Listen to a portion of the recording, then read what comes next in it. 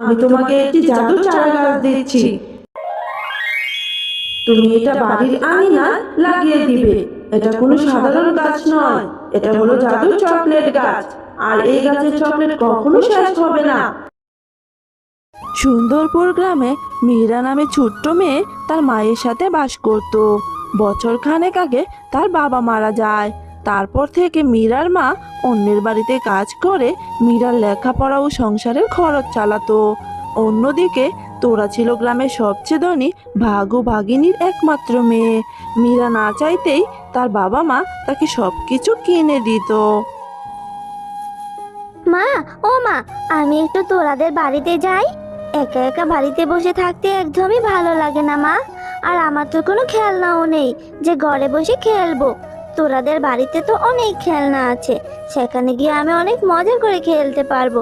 যাই না মা, আমি একটু খেলে তাড়াতাড়ি চলে আসবো। আচ্ছা ঠিক আছে, যাবি যা, তবে সেখানে গিয়ে কোনো দুষ্টুমি করবি না। ওরা হচ্ছে ধনী রে মা, আর আমরা হচ্ছি গরিব। ওদের সাথে কি আমাদের তুলনা? তাড়াতাড়ি বাড়ি চলে আসবি, কেমন? ঠিক আছে মা, তুমি আমার লক্ষ্মী মা।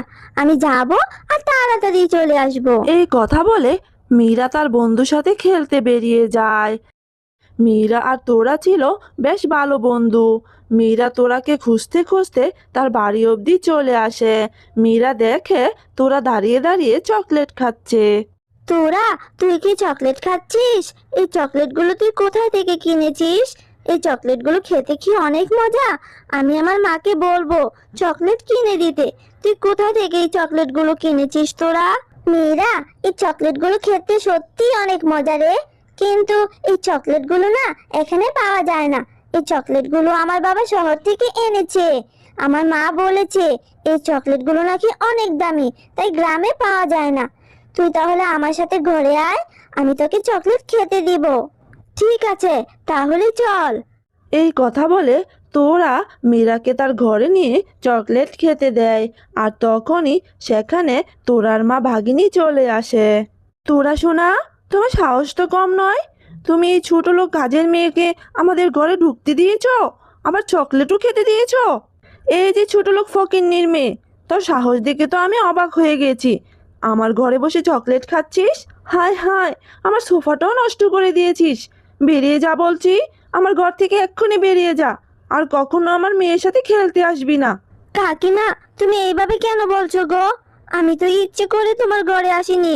তোরাই তো আমাকে নিয়ে এসেছে চকলেট খাওয়ার জন্য। তুমি কেন আমাকে এইভাবে বকছো? ছোট লোক কোথাকার, তুই ইচ্ছে করে আমার ঘরে এসেছিস। আমার মেয়েটাকে ভুলিয়ে বালিয়ে চকলেট খেতে চলে এসেছিস।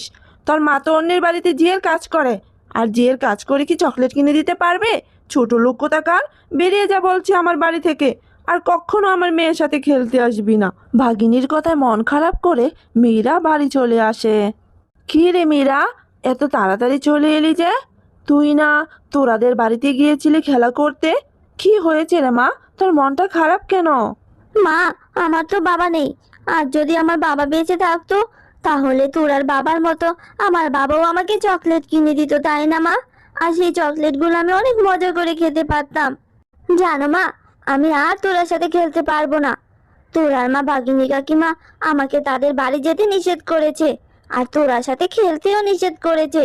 তোরা আমাকে চকলেট দিতে চেয়েছিল বলে ভাগিনী কাকিমা আমাকে অনেক বকাঝকা করেছে। আমি তোরার সাথে সোফায় বসেছি বলে ভাগিনী কাকিমা আমাকে ছোট লোকের বাচ্চা বলে বাড়ি থেকে তাড়িয়ে দিয়েছে মা। থাক মা, তুই আর কাঁদিস না। তুই তো জানিস আমাদের অভাবের সংসার। তোর বাবা মারা যাওয়ার পর থেকে মানুষের বাড়িতে কাজ করে কোনো রকমে খেয়ে পড়েই বেঁচে আছি। আমি যতটুকু সম্ভব একটু একটু করে টাকা জমিয়ে তোকে চকলেট কিনে দিব রে মা। তুই আর কান্না করিস না। তুই কান্না করলে যে আমি সহ্য করতে পারি না। তুই ছাড়া যে আমার এই পৃথিবীতে আর কেউ নেই রে মা। আমার যে ভীষণ কষ্ট হয় তোকে কিছু কিনে দিতে পারি না বলে। মা, তুমি কষ্ট পেও না। তোমার কষ্ট যে আমিও সইতে পারি না। আমি আর চকলেট খাওয়ার জন্য মন খারাপ করে থাকবো না। তুমি আর মন খারাপ করে থেকো না মা। আমি আর চকলেট কিনে দেওয়ার কথা বলবো না।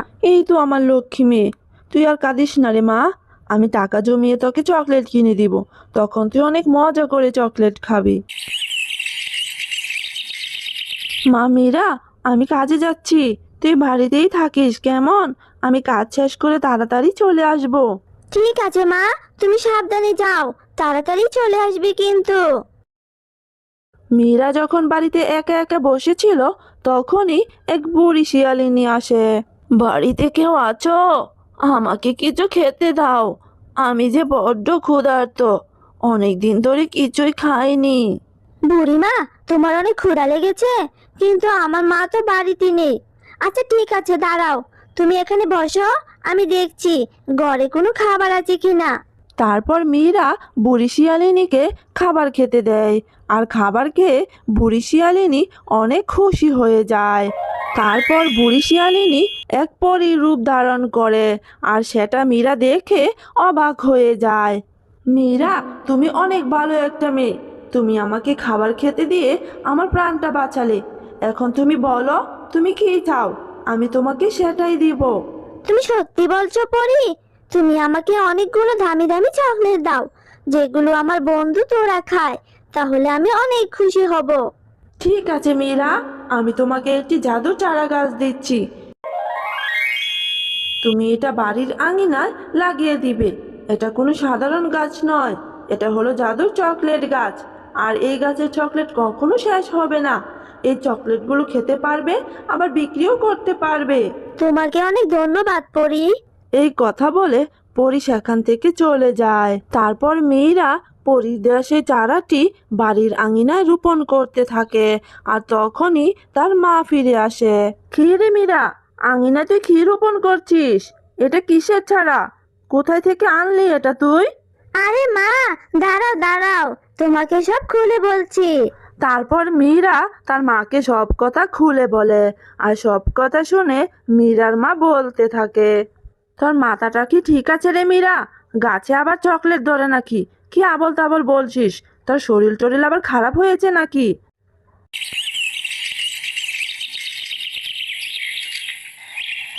ও মা, এটা কি দেখছি আমি? কালকে যে আমি চারাটি রোপণ করেছি, আর আজকে এত সুন্দর চকলেট গাছ হয়েছে। কি মজা কি মজা! এখন আমি গাছ থেকে চকলেট পেড়ে খেতে পারবো, যত ইচ্ছা তত।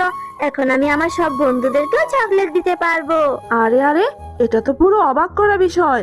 গাছে কি আবার কখনো চকলেট ধরে নাকি? যাই হোক, ভালোই হয়েছে, আমি এখন থেকে চকলেট পেড়ে বিক্রি করতে পারবো। আমাকে আর মানুষের বাড়িতে কাজ করতে হবে না রে মা। হ্যাঁ মা, এখন থেকে তুমি এই গাছ থেকে চকলেট পেড়ে বাজারে বিক্রি করতে পারবে, তোমাকে আর অন্যের বাড়িতে কাজ করতে হবে না। তারপর মেয়েরা তোরার জন্য কিছু চকলেট নিয়ে যায়। তোরা, এই নে এই চকলেট।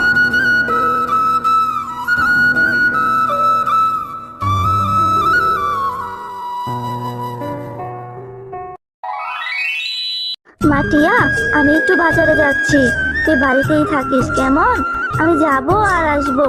মা, আমি যাব তোমার সাথে। আমার যে ঘরের মধ্যে একা একা থাকতে একদমই ভালো লাগে না। আমি যাব মা, আমাকে তোমার সাথে নিয়ে যাও না। মারে দেখ, বাহিরে কেমন রোদ পড়েছে, এই রোদের মধ্যে বাহিরে গিয়ে তুই কি করবি বল? তার চেয়ে ভালো তুই ঘরের মধ্যেই থাক। তাছাড়া আমার হাতেও তেমন কোনো টাকা পয়সা নেই যে তুই দোকানে গিয়ে কিছু চেয়ে বসলে কিনে দিব। আমাকে কিছু কিনে দিতে হবে না মা, আমি শুধু তোমার সাথে যাব। ঘরে বসে থাকতে আমার আর ভালো লাগছে না, তোমার সাথে গেলে আমার একটু ঘোরাও হয়ে যাবে। তুমি তো আমাকে কোথাও ঘুরতেও নিয়ে যাও না, তোমার সাথে নিয়ে যাও না মা। ও মা, নিয়ে যাও না। আচ্ছা ঠিক আছে চল, কিন্তু বাজারে গিয়ে এটা সেটা দেখে আবার কিনে দেওয়ার জন্য বায়না ধরবি না কিন্তু। তারপর শেফালি শিয়ালিনী টিয়াকে নিয়ে বাজারে চলে যায়। শেফালি যখন বাজার করতে ব্যস্ত ছিল, টিয়া তখন পাশের দোকানের ড্রাগনগুলো দেখছিল, আর মাকে বলে, মা, এই যে দেখো পাশের দোকানের ড্রাগনগুলো কত সুন্দর।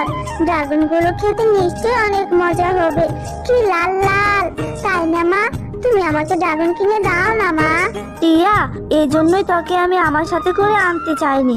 আমি জানতাম তুই বাজারে আসলেই কিছু না কিছু দেখে খাওয়ার জন্য বায়না ধরবি। আমার কাছে যে টাকা ছিল সেই টাকা দিয়ে তো আমি বাজার করেই ফেলেছি রে মা। এখন আমি তোকে কি করে ড্রাগন কিনে দিব বল? আর এই ড্রাগনগুলো তো দেখছি ভাগিনী বাবির। ভাগিনী বাবি তো টাকা ছাড়া আমাকে একটা ড্রাগনও দিবে না। এমনিতে আমার বাসা ভাড়াটা বাকি আছে। আয় বলে দেখি বাকিতে দেয় কিনা, যদি দেয় তাহলে কিনে দিব, না হলে কিন্তু অন্য দিন। ভাগিনী ভাবি, আপনার ড্রাগনগুলো দেখতে তো খুব সুন্দর, খেতে নিশ্চয়ই অনেক মজা হবে। আমাকে অল্প কয়েকটা ড্রাগন দিতে পারবেন?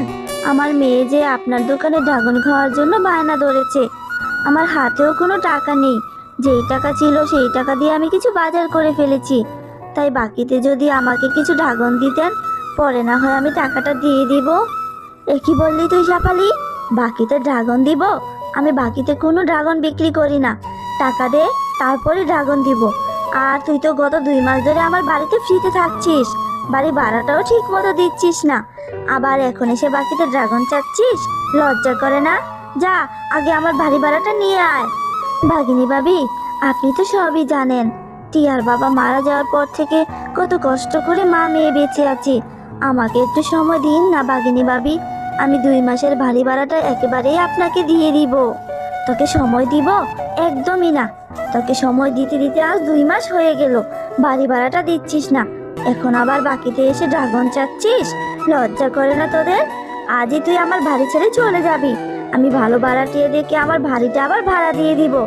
তারপর শেফালি শিয়ালিনী ও টিয়া বাঘিনীর কথায় মন খারাপ করে বাড়ি ছেড়ে চলে যায়। এরপর মা ও মেয়ে বনের মধ্যে আশ্রয়ের জন্য ঘুরতে থাকে, আর হাঁটতে হাঁটতে তারা গভীর বনের মধ্যে চলে যায়। মা, ও মা, আমি যে আর হাঁটতে পারছি না, আমার যে খুব কষ্ট হচ্ছে মা। আজ আমার জন্য বাঘিনী কাকিমা তোমাকে কত কথা শোনালো। আমি আর ড্রাগন খেতে চাইবো না মা।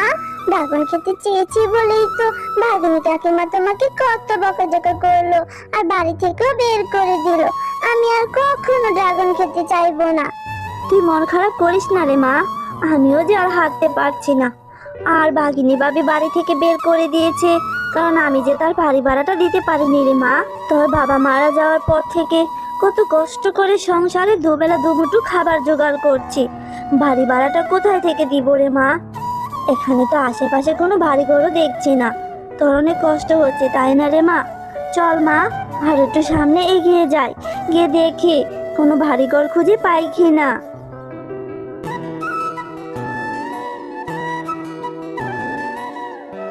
ও মা, আমার জন্য কষ্ট হচ্ছে, আমি আর পারছি না, আমার অনেক ক্ষুধাও পেয়েছে। আর একটু ধৈর্য ধর রে মা, আশেপাশে কোথাও কোনো বাড়ি ঘরও দেখছি না। দেখবি আল্লাহ ঠিক একটা ব্যবস্থা করবে, আল্লাহর উপর ভরসা রাখ রে মা। মা দেখো না, গাছে একটা ড্রাগনের মতো ফল ধরে আছে। চলো না মা, গিয়ে দেখি এটা কি ফল, খেতে নিশ্চয়ই অনেক সুস্বাদু হবে। আমাকে ফলটা পেয়ে দাও না মা। এ কি কাণ্ড, লেবু গাছে ড্রাগন ফল ধরেছে! সবই আল্লাহ তাআলার ইচ্ছা। দেখ মা, লেবু গাছে ড্রাগন ফল ধরে আছে। দাঁড়া, আমি এক্ষুনি তোকে ড্রাগন ফলটি পেড়ে দিচ্ছি। ও মা, লেবু গাছে ড্রাগন ফল! ড্রাগন ফলটি দেখতে কি সুন্দর, খেতেও নিশ্চয়ই অনেক মজা হবে। মা, তুমি আর দেরি করো না, তাড়াতাড়ি গাছ থেকে ড্রাগন ফলটি পেয়ে দাও না মা। এরপর শেফা ড্রাগন ফলটি ছুঁতেই ড্রাগন ফল থেকে একটি পরী বেরিয়ে আসে। ও মা, ড্রাগন ফল থেকে কি সুন্দর পরি বেরিয়ে আসলো। এ কি পরী, তুমি এই ড্রাগন ফলের মধ্যে বন্দি হয়েছিলে কেন? আমি তোমাদের সবকিছু খুলে বলছি। একদিন আমি তোমাদের এই বনে ঘুরতে এসেছিলাম। পশুদের এই গ্রামটি কত সুন্দর, আজ আমি সারাদিন এই গ্রামটি ঘুরে ঘুরে দেখব। আজ আমার অনেক খুশি লাগছে এত সুন্দর বনে আসতে পেরে। আরে আরে, কি সুন্দর ড্রাগন ফলের গাছ! এত সুন্দর ড্রাগন ফল দেখে তো আমার অনেক ক্ষুধাও লেগে গেছে। যাই, আমি বরং কিছু ড্রাগন ফল খেয়ে ক্ষুধা নিবারণ করি। আরে বাহ, ড্রাগন ফুল দেখতে যেমন সুন্দর, খেতেও তেমন সুস্বাদু ছিল। এরপর আমি ড্রাগন খেয়ে ছাল ফেলার সময় এক তান্ত্রিক বাবা মাথার উপরে পড়ে। কার এত বড় সাহস আমার মাথায় ঢিল দিয়ে আমার ধ্যানটা নষ্ট করে দিয়েছে? ও তুই, এই পরি, তোর এত বড় সাহস আমার ধ্যান নষ্ট করার জন্য ঢিল মেরেছিস? না না তান্ত্রিক বাবা, আমি ইচ্ছে করে ঢিল মারিনি গো, আমি তো পরিরাজ্য থেকে এই বনে ঘুরতে এসেছি, আর ড্রাগন ফল খেয়ে ফেলার সময় আপনার মাথার উপর পড়ে গেছে। আমি তো আপনাকে খেয়াল করিনি তান্ত্রিক বাবা, আমাকে ছেড়ে দিন, আমি ইচ্ছে করে কোনো কাজ করিনি। এরপর তান্ত্রিক বাবা আমার কথা বিশ্বাস করেনি, আর আমাকে সেই লেবু গাছে ড্রাগন ফল বানিয়ে চলে যায় আর যাওয়ার সময় বলে যায় কেউ যদি এই ড্রাগন ফলটি ছোঁয় তাহলে আমি এই ড্রাগন ফল থেকে বন্দিদশা থেকে মুক্ত হব। আজ তোমার কারণে আমি মুক্ত হলাম। তোমাকে অনেক ধন্যবাদ শেফা। ও এই ব্যাপার পরি, এখন তুমি তোমার পরিরাজ্যে চলে যাও, না হলে এই দুষ্টতান্ত্রিক তোমাকে আবারও বন্দি করতে পারে। তুমি অনেক ভালো শেফা, কিন্তু তুমি আর তোমার মেয়ে এই গহীন বনে কি করছো? তারপর শেফা পরীকে সব কথা খুলে বলে, না না, এটা ঠিক হয়নি তোমাদের সাথে তো অনেক খারাপ হয়েছে। তোমার এই কথা শুনে আমার খুব কষ্ট হচ্ছে। তোমরা যেহেতু আমার জীবন বাঁচিয়েছো, তাই আমি তোমাদেরকে উপহার দিতে চাই। এই নাও জাদুর ড্রাগন বাড়ি। এই বাড়িতে তোমাদের যাবতীয় জিনিস পেয়ে যাবে।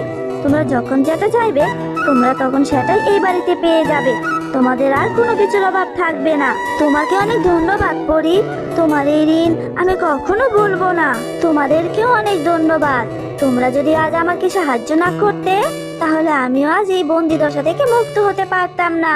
এখন আমি আসি, তোমরা ভালো থেকো।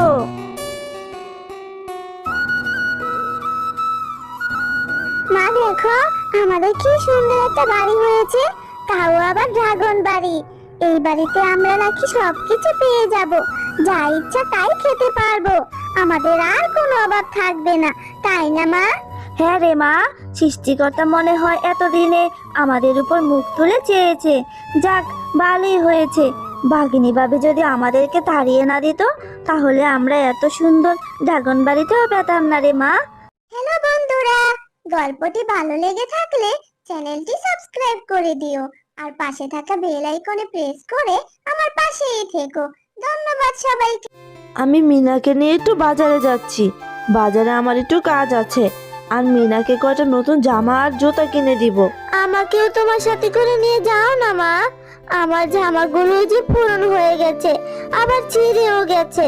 আমাকে একটা নতুন জামা কিনে দিও, আমিও যাব তোমাদের সাথে। আরে টিয়া, আমরা কি বাজারে বেড়াতে যাচ্ছি নাকি, হ্যাঁ, যে তোকেও নিয়ে যেতে হবে আর আমার মেয়েটার জন্য নতুন জামা কিনবো? এটা তো সহ্য হচ্ছে না বুঝি। তোকে এখন কোনো জামা কিনে দিব না, আগে যেইগুলো কিনে দিয়েছি সেইগুলোই পরবি। কই মা, আমার তো ভালো কোনো জামাই নেই, সব তো পুরনো আর ছেঁড়া। ঠিক আছে, আমার কোনো জামাই লাগবে না, তুমি বরং বোনকে নিয়ে যাও। ছোটবেলা তো নিজের মাকে খেয়েছিস, এখন আমার মাথাটাও নষ্ট করে ফেলছিস। বড্ড বার বেড়েছে তোর। আমি আসার আগে সব রান্না বান্না করে রাখবি, আর আমার মেয়ের জন্য আজ বিরিয়ানি রান্না করবি। আমার মেয়েটা যে দিন দিন শুকিয়ে যাচ্ছে। এই কথা বলে মুন্নি শিয়ালিনী তার মেয়ে মিনাকে নিয়ে বাজারে চলে যায়। খিরে টিয়া, এখনো তো রান্না হয়নি? এইদিকে আমি বাজার থেকে চলে এলাম, আর তুই এখনো বসে বসে রান্নাই করছিস? বিরিয়ানি রান্না করতে কি এত সময় লাগে নাকি? এই তো মা, প্রায় হয়ে গেছে। আমার রান্না শেষ হয়ে গেলে আমার বোনকে খেতে দিব, তখন আমার বোন মজা করে বিরিয়ানি খাবে। তোর রান্না কখনই শেষ হবে আর কখনই বা আমার মেয়ে খাবে? আমার মেয়েটার যে অনেক ক্ষুধা পেয়েছে। যাই বাবা, আমি বরং আমার মেয়েটাকে হালকা পাতলা নাস্তা খাওয়াই। তুই তাড়াতাড়ি রান্নাটা শেষ কর। মা মিনা, দেখ তোর জন্য এই বার্গার আর কোকা কোলা এনেছি, মজা করে খা। আর হ্যাঁ, তোর সৎ বোনকে কিন্তু একটু খেতে দিবি না। তাড়াতাড়ি খেয়ে নে মা, না হলে আবার এই ছোট লোকটা চলে আসবে।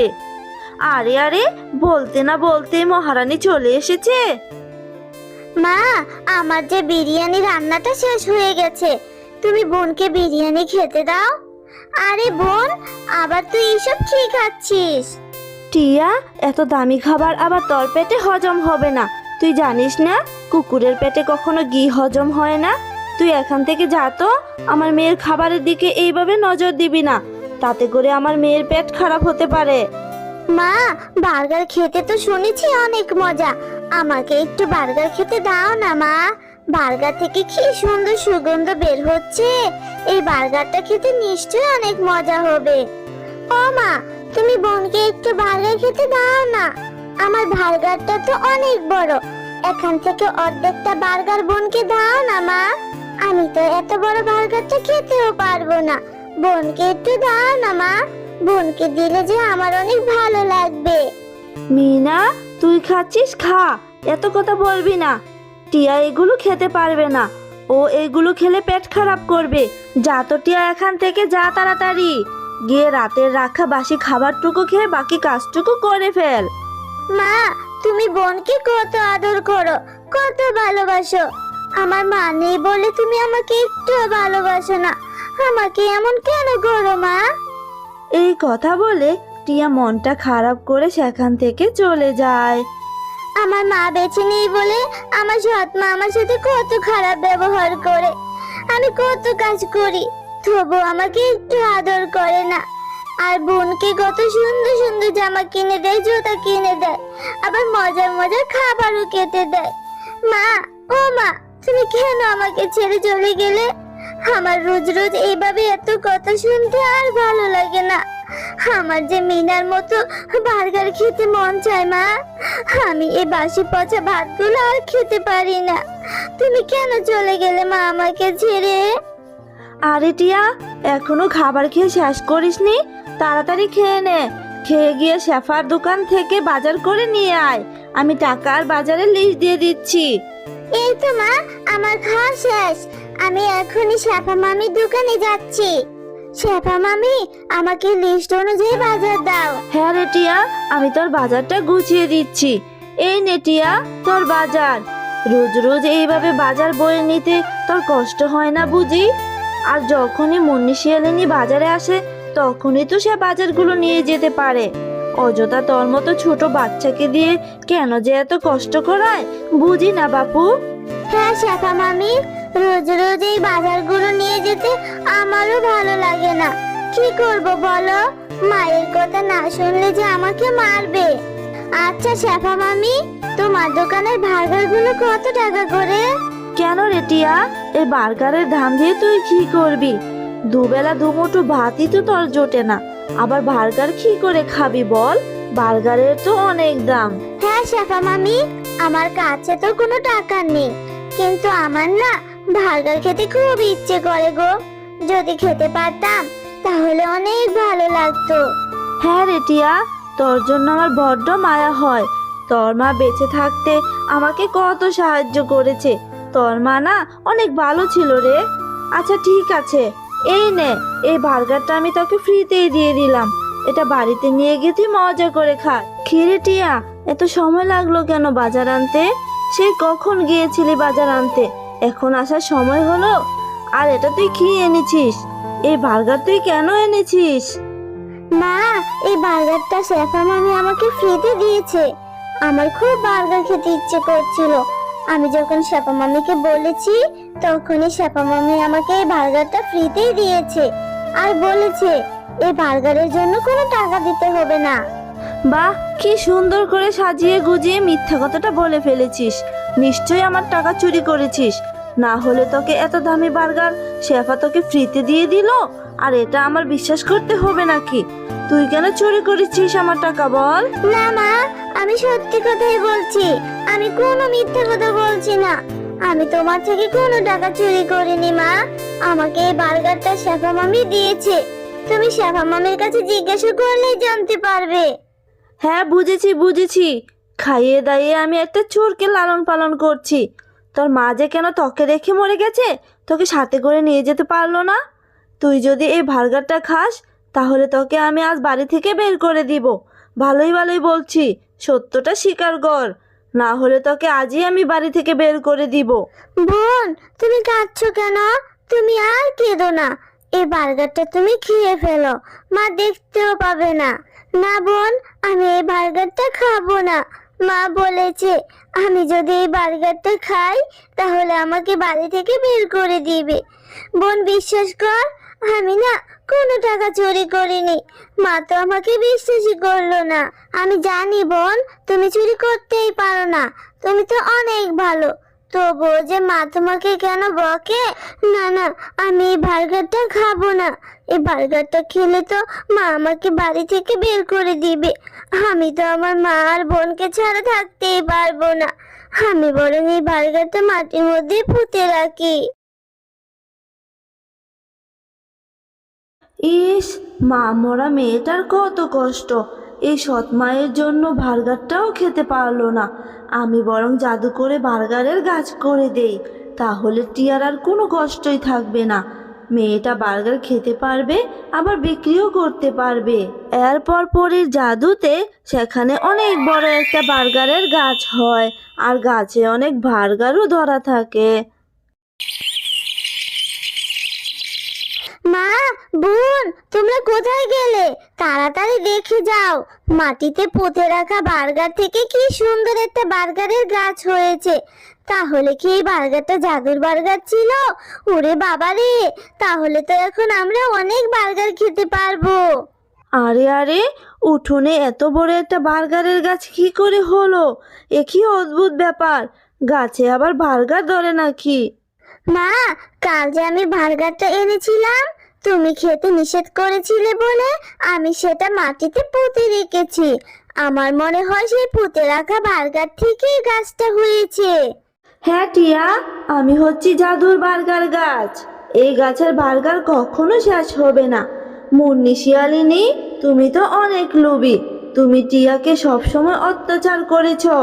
এই গাছের বার্গার শুধু টিয়াই পারতে পারবে। আর তুমি যদি টিয়াকে সত্যিকারের মায়ের মতো আদর স্নেহ ও ভালোবাসো, তাহলে তুমি এই গাছের বার্গার বিক্রি করতে পারবে, আবার খেতেও পারবে। ওরে বাবা রে, এটা তো দেখছি জাদুর বার্গার গাছ। জাদুর বার্গার গাছ, আমি আর কখনো টিয়ার সাথে খারাপ ব্যবহার করব না। টিয়াকে আমার নিজের মেয়ের মতোই আদর স্নেহ ভালোবাসবো। হ্যালো বন্ধুরা, গল্পটি ভালো লেগে থাকলে চ্যানেলটি সাবস্ক্রাইব করে দিও আর পাশে থাকা বেল আইকনে প্রেস করে আমার পাশেই থেকো। ধন্যবাদ সবাইকে। সুন্দর একটি গ্রাম ছিল। সেই গ্রামে ছোট্ট টিয়া তার মায়ের সাথে থাকতো। অনেক দিন আগে টিয়ার বাবা অসুস্থ হয়ে মারা যায়। তারপর থেকে টিয়ার মা শেফালি শিয়ালিনী অন্যের বাড়িতে কাজ করে মা ও মেয়ের জীবিকা নির্বাহ করতো। মা, ও মা, আজ যে স্কুলে ফি দিতে হবে। স্যার তো বলেছেন আজ যদি আমি ফি দিতে না পারি তাহলে নাকি আমাকে স্কুল থেকে বের করে দিবে। ও মা, তুমি আজকে স্কুলে গিয়ে ফি দিয়ে আসো না, না হলে যে আমাকে স্কুল থেকে বের করে দিবে। তুই কোনো চিন্তা করিস না রে মা, তুই স্কুলে যা। আমি টাকা জোগাড় করে গিয়ে স্কুলে ফি দিয়ে আসবো। তারপর টিয়া রেডি হয়ে স্কুলে চলে যায়। টিয়াকে তো বললাম আমি গিয়ে স্কুলে ফি দিয়ে আসবো, কিন্তু এখন আমি টাকা কোথায় পাবো? আমার হাতে যে একটা টাকাও নেই। ওগো, তুমি আমাদের ছেড়ে কেন চলে গেলে? আজ যদি তুমি বেঁচে থাকতে, তাহলে আমাদের মা মেয়েকে এত কষ্ট করে বেঁচে থাকতে হতো না। হে সৃষ্টিকর্তা, কেন তুমি আমার স্বামীকে এত তাড়াতাড়ি কেড়ে নিলে? কেন কেড়ে নিলে? এইসব কথা বলে শেফা শিয়ালিনী অনেক কান্নাকাটি করতে থাকে। তারপর শেফা শিয়ালিনী যেই বাড়িতে কাজ করত সেখানে চলে যায়। ম্যাডাম, আজ যদি আমার বেতনটা দিয়ে দিতেন তাহলে খুব ভালো হতো। আজ আমার মেয়ের স্কুলে ফি দিতে হবে। আজ যদি ফি জমা দিতে না পারি, তাহলে যে আমার মেয়েটাকে স্কুল থেকে বের করে দিবে ম্যাডাম। কি বললি তুই শেফা? এখনো মাস শেষ হয়নি আর টাকা চাচ্ছিস? লজ্জা করে না তোর? যা, গিয়ে কাজ কর। মাস শেষ হলে তারপরেই টাকা পাবি, তার আগে একটা টাকাও নয়। দয়া করুন ম্যাডাম, একটু দয়া করুন না। মেয়েটাকে যে স্কুল থেকে বের করে দিবে, অনেক স্বপ্ন নিয়ে মেয়েটাকে স্কুলে ভর্তি করিয়েছিলাম। এখন ফি দিতে না পারলে যে আমার মেয়েটাকে বের করে দিবে। দয়া করুন না ম্যাডাম একটু। শেফা শিয়ালিনী অনেক কান্নাকাটি করার পরও তার ম্যাডাম তাকে কোনো টাকাই দিল না। তারপর শেফা শিয়ালিনী সব কাজ শেষ করে বাড়ি ফিরে আসে, আর বাড়ি ফিরে দেখে টিয়া বসে কান্না করছে। কি হয়েছে রে মা? তুই এইভাবে বসে কাঁদছিস কেন? বল আমাকে। মা, আমাকে যে স্কুল থেকে তাড়িয়ে দিয়েছে। তুমি না বলেছিলে টাকা জোগাড় করে ফি দিয়ে আসবে? তাহলে তাহলে তুমি কেন যাওনি মা? আমাকে যে স্কুল থেকে বের করে দিয়েছে, বলেছে টাকা দিতে না পারলে স্কুলে যাওয়ার কোনো দরকারই নেই। মারে, তুই আমাকে ক্ষমা করে দে। আমি অনেক চেষ্টা করেছি, কিন্তু কেউ আমাকে একটু সাহায্য করেনি রে মা। আজ তোর বাবা বেঁচে থাকলে তোর সাথে এমনটা হতো না রে মা। তুই কাঁদিস না মা, দেখিস আমি তোকে আবার স্কুলে ভর্তি করে দিব। এইভাবে বেশ কয়েকদিন কেটে যায়। কিছুদিন পর ভাগিনীর বাড়িতে হঠাৎ করেই সোনাদানা সব কিছু চুরি হয়ে যায়, আর ভাগিনী সেই দোষ শেফা শিয়ালিনীর উপর দেয়। শয়তান চুন্নি কোথাকার, তুই কি ভেবেছিস আমি কিছুই বুঝতে পারবো না? ভালোই ভালোই আমাকে সব ফিরিয়ে দে বলছি, তা না হলে কিন্তু এর ফল ভালো হবে না। ম্যাডাম, আপনি এসব কি বলছেন? বিশ্বাস করুন ম্যাডাম, আমি চুরি করিনি। চুপ কর মিথ্যাবাদী, আমি খুব ভালো করেই জানি চুরিটা তুই করেছিস। তুই আমার কাছে টাকা চেয়েছিলি, টাকা দেইনি বলে তুই চুরি করেছিস, সেটা আমি খুব ভালো করেই জানি, আবার মিথ্যা কথা বলছিস। ম্যাডাম, আপনি না জেনে শুনে আমার উপর এত বড় অপবাদ দিয়েন না ম্যাডাম। আমি চুরি করিনি, বিশ্বাস করুন আমাকে, আমি তো এই কাজটি করতেই পারি না। ও, চোরের মায়ের বড় গলা, চুরি তো চুরি, আবার সিনা চুরি। তুই এইভাবে শুনবি না তো, দূর হ আমার বাড়ি থেকে, আর যেন কখনো তোর ছায়া পর্যন্ত না দেখি। ম্যাডাম, আপনি দয়া করে আমার সাথে এমনটা করবেন না। আমাকে কাজ থেকে তাড়িয়ে দিলে আমার মেয়েকে নিয়ে কি করে থাকবো? আমার মেয়েটা যে না খেতে পেরে মরে যাবে ম্যাডাম। আপনার পায়ে পড়ে আমাকে কাজ থেকে তাড়িয়ে দিবেন না ম্যাডাম। তোর মতো চোরকে বাবা আমি আমার বাড়িতে রাখবো না, এক্ষুনি বেরিয়ে যা বলছি, আর কোনো কথাই বলবি না। ভাগিনী শেফালি শিয়ালিনীর কোনো কথা না শুনেই বাড়ি থেকে বের করে দেয়, আর শেফালি শিয়ালিনী কাঁদতে কাঁদতে বাড়ি ফিরে আসে। কি হয়েছে মা, তুমি এইভাবে কাঁদছো কেন? ভাগিনী ম্যাডামের বাড়িতে চুরি হয়েছে রে মা, আর ম্যাডাম বলেছে আমি নাকি চুরি করেছি, তাই আমাকে মিথ্যা চুরির অপবাদ দিয়ে বাড়ি থেকে তাড়িয়ে দিয়েছে রে মা, তাড়িয়ে দিয়েছে। এইসব তুমি কি বলছো মা? তাহলে আমাদের কি হবে? আমাদের সংসারটাই বা কি করে চলবে? তাহলে কি আমার আর স্কুলে ভর্তি হওয়া হবে না মা? তুই একদম চিন্তা করিস না রে মা, দেখিস একদিন সব ঠিক হয়ে যাবে। সৃষ্টিকর্তা আছেন তো আমাদের সাথে, দেখবি উনি ঠিক আমাদেরকে সাহায্য করবে। তারপর টিয়া মন খারাপ করে একটা গাছের নিচে বসে কাঁদতে থাকে, আর টিয়ার কান্নার শব্দ শুনে তখনই সেখানে একটা পেতনি আসে। এই তো, এই তো পেয়েছি, আমি আমার শিকার পেয়ে গেছি। ও, কতদিন হয়ে গেল মাংস খাই না, অনেকদিন পর একটা শিকার পেলাম। সে কি, এটা তো দেখছি কচি মাংস, তবে তো আর জমে যাবে। এইসব কথা বলে পেতনি অনেক হাসতে থাকে, আর টিয়া পেতনির কথা শুনে একদমই ভয় পায় না। এই মেয়ে, এই, আমাকে দেখে তোর বুঝি একটুও ভয় লাগছে না? তোমাকে দেখে কেন ভয় পাবো বলো? কেন ভয় পাবে মানে? আমি যে তোকে খেয়ে ফেলবো, তোর কি মরার কোনো ভয় নেই? না, নেই। তুমি আমাকে না খেলেও আমি না খেতে পেরে এমনিতেই মরে যাব।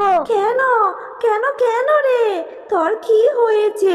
তুই এইভাবে কেন বলছিস?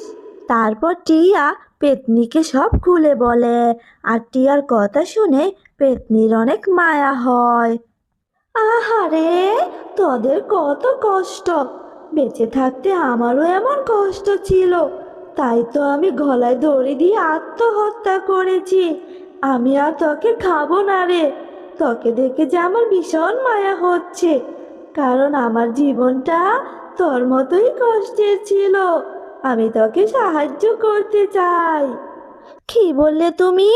তুমি আমাকে সাহায্য করবে? হ্যাঁ রে, আমি যখন বলেছি আমি ঠিক তোকে সাহায্য করব। এরপর পেতনি জাদু করে একটি চারা গাছ নিয়ে আসে। এই নে জাদুর চারা, এটা কোনো সাধারণ চারা নয় রে, এটা হলো জাদুর কাঁঠাল গাছ। এই গাছের কাঁঠাল কখনোই শেষ হবে না, তোরা যত ইচ্ছা খেতে পারবি, আবার বাজারে বিক্রিও করতে পারবি। এই কাঁঠাল বিক্রি করে তোরা সারা জীবন সুখে দিন কাটাতে পারবি। তুমি সত্যি বলছো পেতনি? এই গাছটি জাদুর গাছ? হ্যাঁ রে, আমি তোকে সত্যি বলছি। এবার একটু হাসি দে তো পাগলি মেয়ে। যা, তাড়াতাড়ি বাড়ি গিয়ে এই চারাটি রোপণ কর। আর শোন, কখনো কোনো দরকার হলে তুই আবার আমার কাছে আসবি। আমি তোকে যে কোনো সময় সাহায্য করব। এরপর টিয়া সেই জাদুর চারাটি নিয়ে বাড়ি চলে আসে। মারে, তুই কোথায় গিয়েছিলি? আমি তোকে সেই কখন থেকে খুঁজছি, কোথাও খুঁজে পাচ্ছি না। তোকে না পেয়ে আমার যে ভীষণ চিন্তা হচ্ছিল। আর এটা কিসের ছাড়া নিয়ে এসেছিস তুই? এরপর টিয়া মাকে সব কথা খুলে বলে। আর পেতনির কথা মতো টিয়া জাদুর চারাটি পুকুরে রোপণ করে দেয়। পরের দিন সকালবেলা শেফা শিয়ালিনী দেখতে পায় সত্যিই পুকুরে একটি কাঁঠাল গাছ হয়েছে, আর গাছে অনেক কাঁঠালও ধরেছে। মা টিয়া, তাড়াতাড়ি বাইরে আয়, দেখ রে মা, সত্যি কত বড় একটা কাঁঠাল গাছ হয়েছে, আর গাছে কত কাঁঠাল ধরেছে। দেখেছো মা, দেখেছো? পেতনির কথাই সত্যি হয়েছে। এইবার আর আমাদের কোনো অভাব থাকবে না। তোমাকেও আর অন্যের বাড়িতে কাজ করতে হবে না। আমি আবার স্কুলে ভর্তি হতে পারবো। বোন, এই বোন, এই শিয়ালিনীকে দেখে আমার খুব লোভী মনে হচ্ছে। যদি আমাদের কোনো ক্ষতি করে দেয়? খাবো না, আমি খাবো না। আমি এই ডাল দিয়ে ভাত খাবো না। প্রতিদিন এই ডাল দিয়ে ভাত খেতে আমার আর ভালোই লাগে না। মাটিয়া, তোর আবার কি হলো? এইভাবে পেঁচার মতো মুখ বেঁকিয়ে বসে বসে কাঁদছিস কেন? মা দেখো না, বাবা আমাকে পেঁচা বলছে। আহ, তোমরা দুইজন কি শুরু করলে বলো তো? তোমাদের প্রতিদিনের এই বাবা মেয়ের ঝগড়া আমার আর ভালো লাগে না।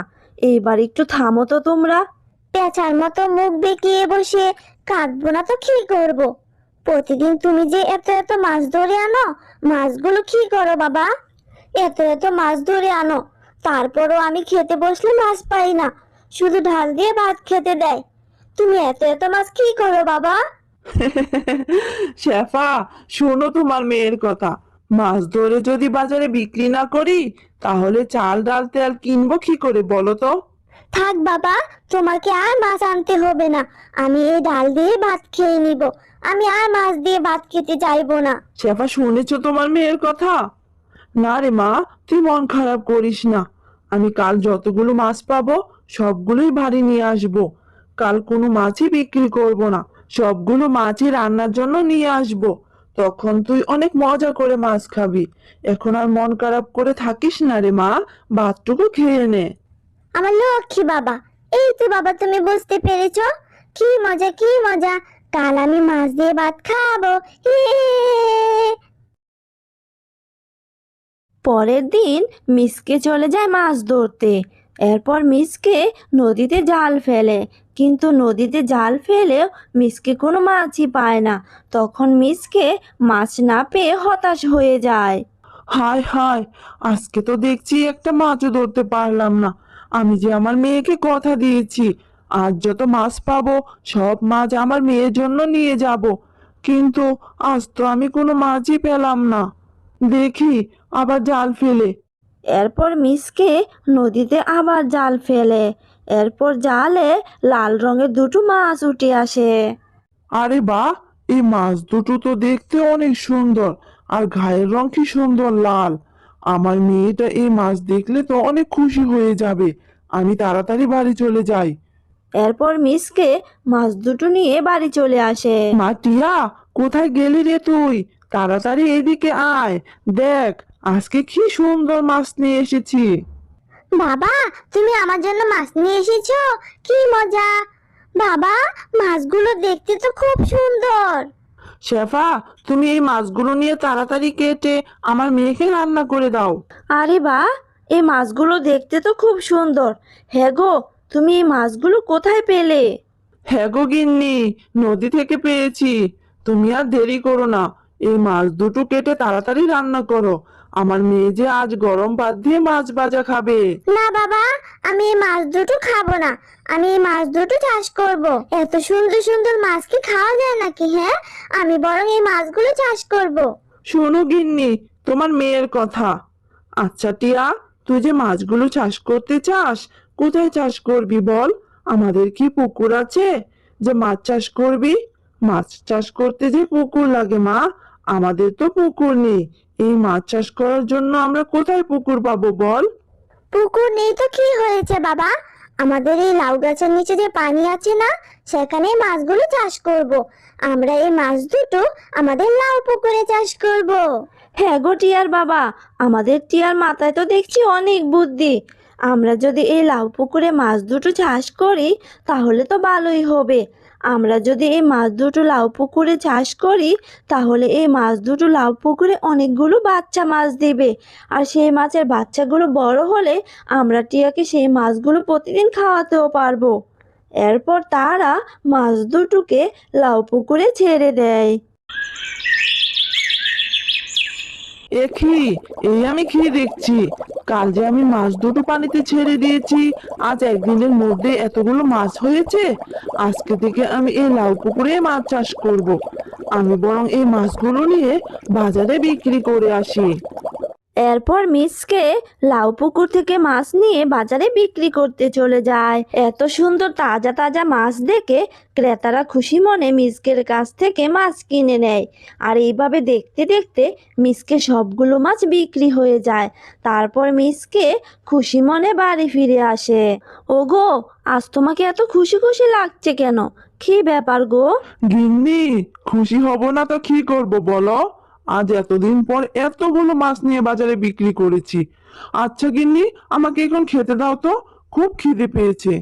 আরে গিন্নি, আজকে তো দেখছি ভালো ভালো রান্না করে পুরো ফাটিয়ে দিয়েছো। বাবা, কি যে বলো না, বাড়িতে যদি এত সুন্দর লাউ পুকুর থাকে তাহলে তো বাড়িতে এত এত মাছের তরকারি রান্না হবেই। কি যে ভালো লাগছে আজকে আমার। এতদিন পর তোমরা বাবা মেয়ে ঝগড়া না করে মজা করে খাবার খাচ্ছ। এরপর থেকে প্রতিদিন জাদুর লাল মাছগুলো এত এত মাছ দিতে থাকে। আর এই খবরটি পুরো গ্রাম জুড়ে ছড়িয়ে পড়ে। আরে শেফা ভাবি, তোমরা তো দেখছি বাড়িতে মাছ চাষ করছো। তা শেফা ভাবি, তোমাদের পুকুর থেকে এই লাল রঙের মাছ দুটো আমাকে দিবে? তাহলে যে আমিও বাড়িতে মাছ চাষ করতে পারতাম। ঠিক আছে ভাবি, আপনি এক সময় এসে মাছ দুটো নিয়ে যেন। বোন, বোন, এই শিয়ালিনীকে দেখে আমার খুব লোভী মনে হচ্ছে। যদি আমাদের কোনো ক্ষতি করে দেয়, এবার মনে হয় আমাদের দিন এখানেই শেষ হয়ে যাবে।